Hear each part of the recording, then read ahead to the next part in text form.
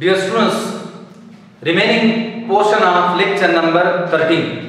Lecture number 13 part A में हमने common system of unsaturated organic compound containing double bond discuss कर लिया। अब प्यारे बच्चों आते हैं आयुपेक सिस्टम, क्योंकि कॉमन सिस्टम में जब हम जा रहे थे larger chain of organic compound की तरफ containing various substituent, so we face some difficulties to arrange the position of their substituent.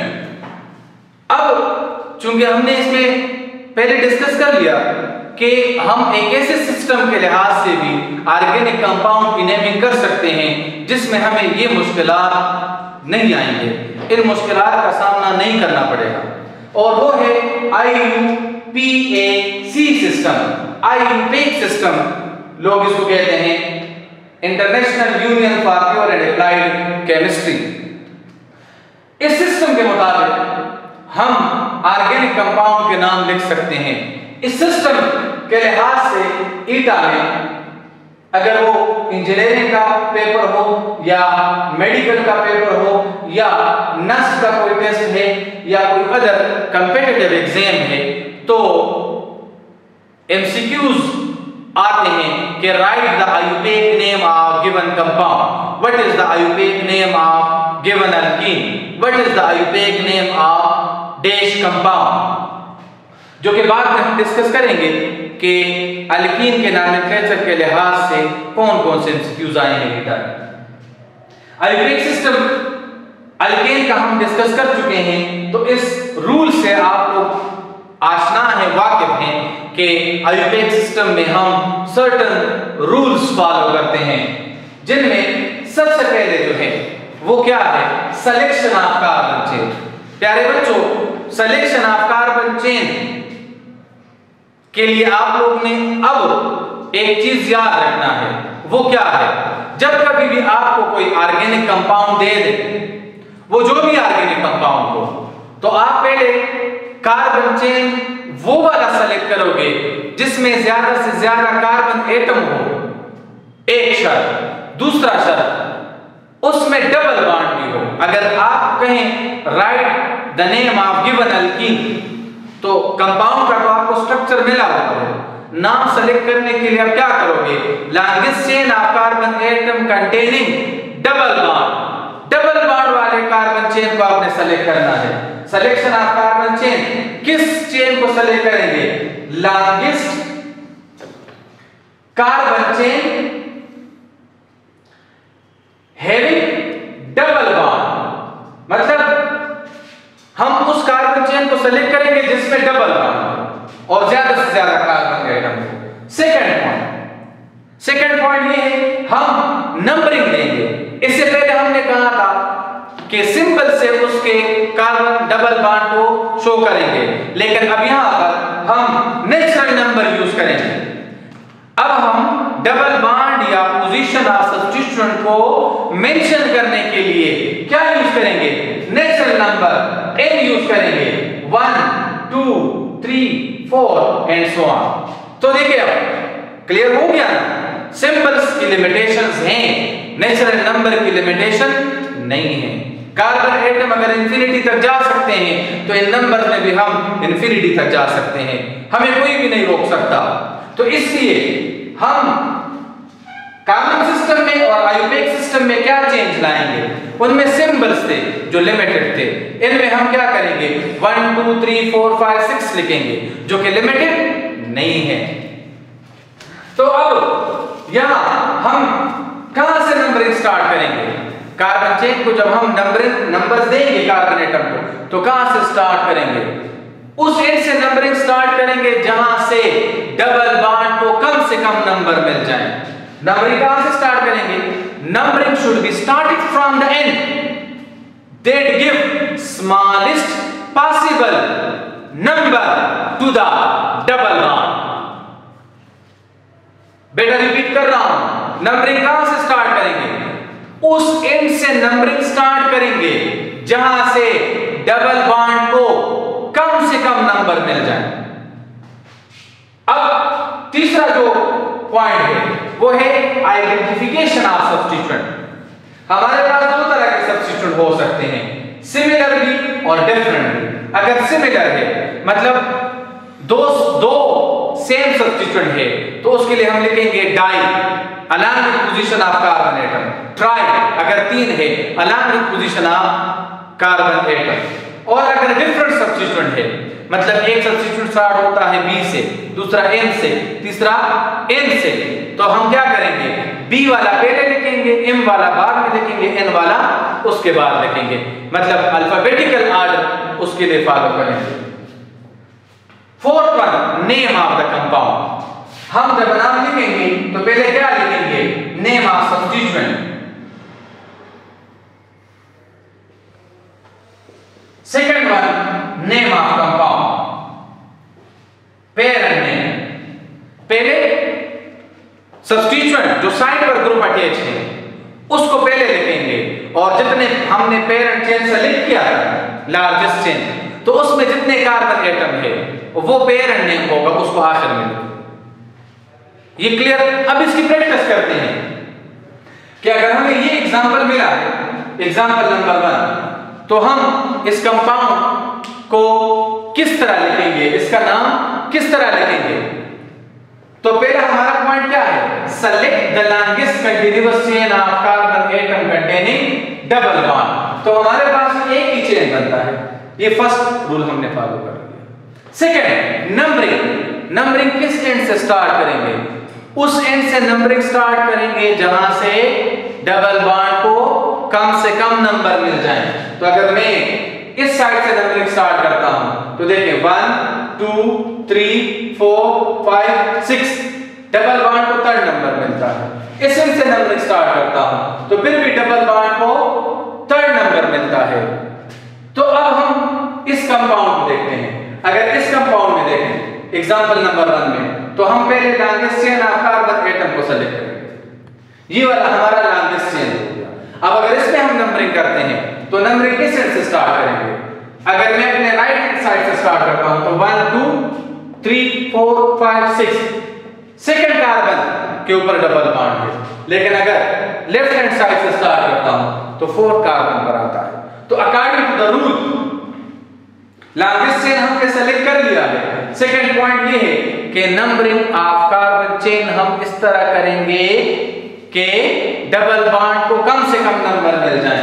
So this side will be the preferable one for numbering of this chain. Third one, identification of the substituent. एक ही substituent है और वो है methyl. किस carbon के ऊपर है?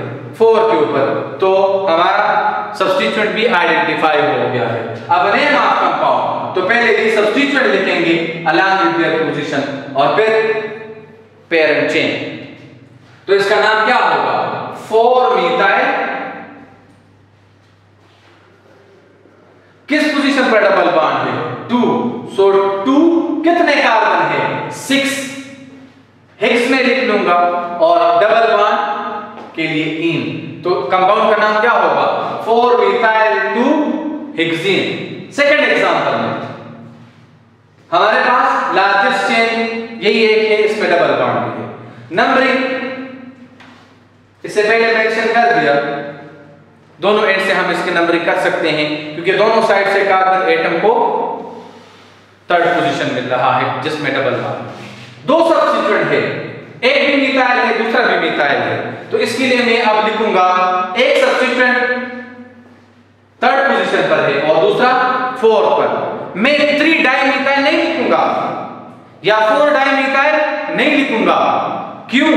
क्योंकि एक सब्स्टिट्यूएंट 3rd कार्बन पर है और दूसरा 4th पर। आइडेंटिफिकेशन का मतलब ये है कि आप सब्स्टिट्यूएंट के पोजीशन को शो करें कि किस कार्बन के एटम के ऊपर है और उनकी तादाद क्या है। तो मैं लिखूंगा 3 4 कितने मिथाइल है? 2। तो लिख लूंगा डाइमिथाइल। कितने कार्बन एटम है? 6। किस कार्बन एटम के ऊपर डबल बॉन्ड है? 3। तो मैं लिखूंगा 3 hexane.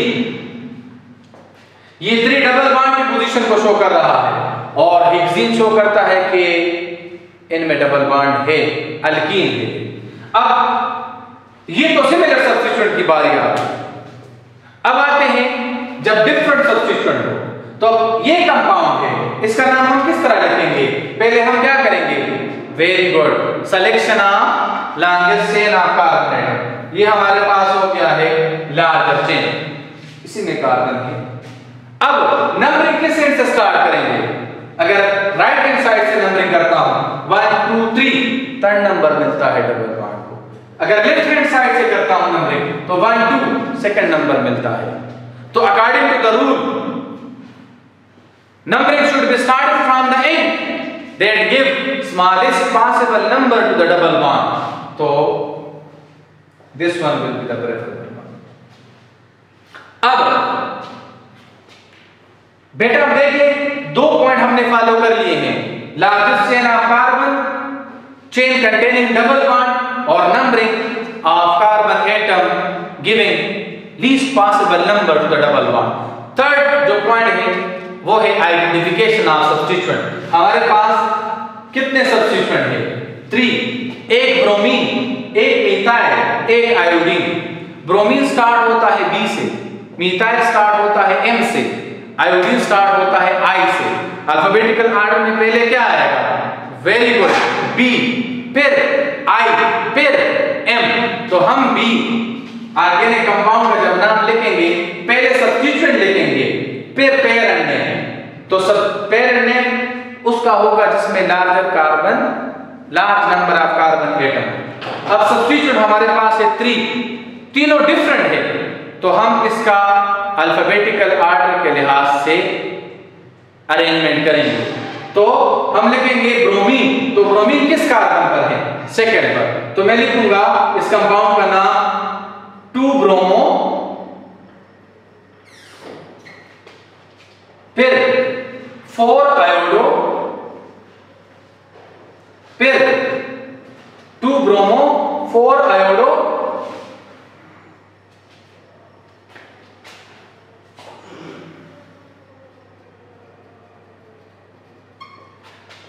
Three methyl,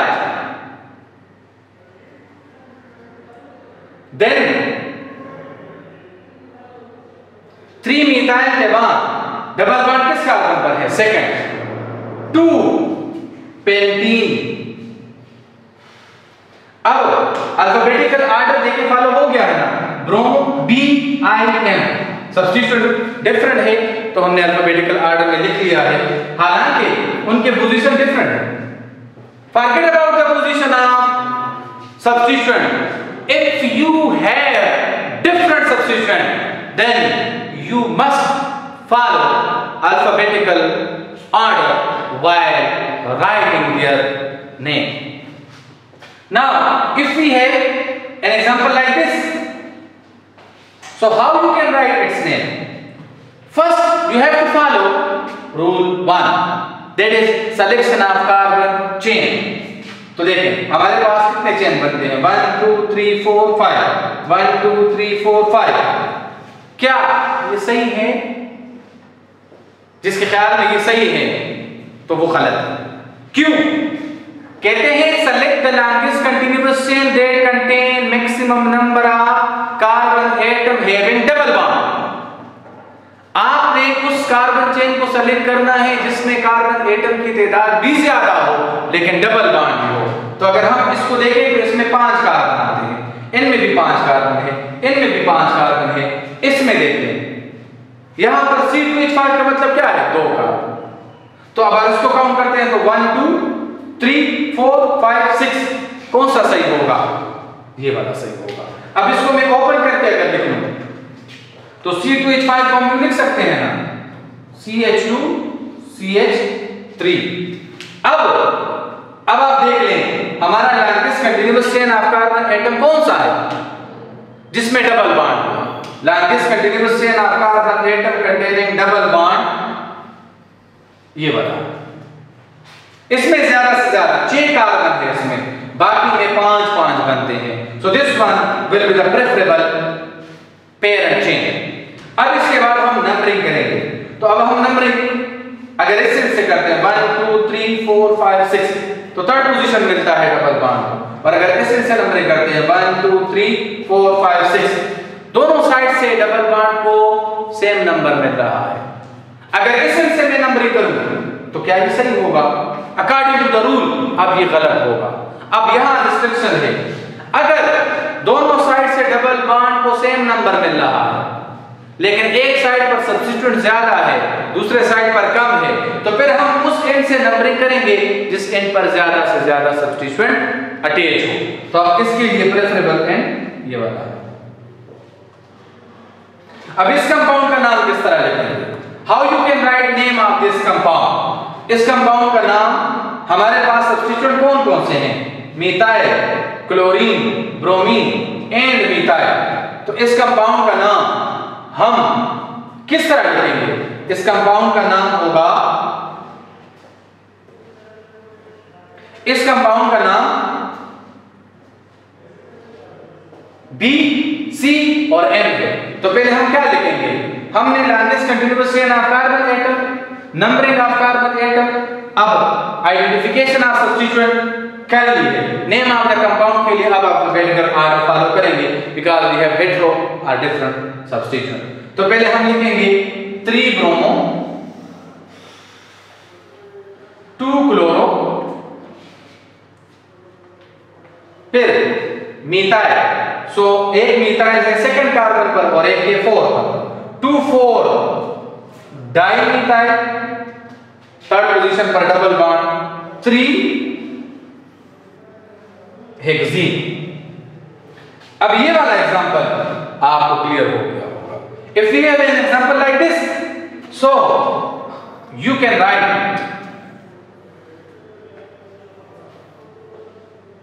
name of this particular compound. अब आप इस कंपाउंड का नाम लिख सकते हैं। हमारा लॉन्गेस्ट कंटीन्यूअस चेन वाला जिसमें कार्बन कार्बन एटम के दरमियान डबल बॉन्ड है। अब अगर इस से मैं नंबरिंग करता हूं तो 1 2 3 4 5 6 और इस से नंबरिंग करता हूं 1 2 3 4 5 6 तो प्रेफरेबल एंड अब ये होगा क्योंकि यहां पर सब्स्टिट्यूएंट है 1 2 3 4 5 एंड 6। कंपाउंड का नाम क्या होगा? 3 मिथाइल 3 हेक्सीन। इसके अलावा आप फेडरल के बुक में भी एग्जाम्पल गिवन है और आपके इन बुक में भी जो हमारा टेक्स्ट बुक बोर्ड है केपीके का उसमें भी एग्जाम्पल गिवन है तो उसके भी हम नाम लिख सकते हैं। अब आयुर्वेद सिस्टम के लिहाज से ये जो कॉमन नेम हमने लिखे हैं इन कंपाउंड के हम आयुर्वेद नेम लिख लेते हैं। Before writing their name we discuss this compound. पहले हम इस कंपाउंड को डिस्कस करते हैं। कॉमन सिस्टम के मुताबिक सिंबल के लिहाज से इस कंपाउंड का नाम हम नहीं लिख सकते लेकिन आयुर्वेद सिस्टम के लिहाज से हम इसका नाम लिख सकते हैं। हम सीख चुके हैं कि हम इसको क्या करेंगे? नंबर देंगे 1 2 3 4 5 6 7। सिंबल वाली बात खत्म। ये तो यहां पर स्टॉप या इसके बाद स्टॉप या उसके बाद स्टॉप लेकिन नंबर स्टॉप नहीं होते। अब इसका नाम क्या होगा? डिफरेंट सब्स्टिट्यूएंट है। Very good. पहले क्या लिखेंगे? बी फिर सी। तो हम लिखेंगे 7 ब्रोमो 7 क्लोरो 1 कितने कार्बन है? 8 1 ऑक्टेन। तो इसका मतलब क्या होगा? Ayurvedic system is the universal one. Common system के लिहाज से हम जिन कंपाउंड के नाम नहीं लिख सकते थे आयुर्वेदिक सिस्टम के लिहाज से हम उनके नाम लिख सकते हैं। इस कंपाउंड का नाम किस तरह लिखेंगे? तो 1 2 3 4 5 6 कंपाउंड का नाम क्या होगा? कोई सब्स्टिट्यूएंट अटैच नहीं है तो इसका नाम होगा 2 हेक्सीन। इसका 1 2 3 4 इसका होगा 2 ब्यूटीन। इसका 1 2 3 4 इसका 1 ब्यूटीन या आप सिर्फ ब्यूटीन भी लिख सकते हैं। इसके लिए भी इसका नाम हम लिखेंगे आयुर्वेदिक नेम इथीन। इस कंपाउंड का लिखेंगे प्रोपीन। इस कंपाउंड का लिखेंगे ब्यूटीन। इसका लिखेंगे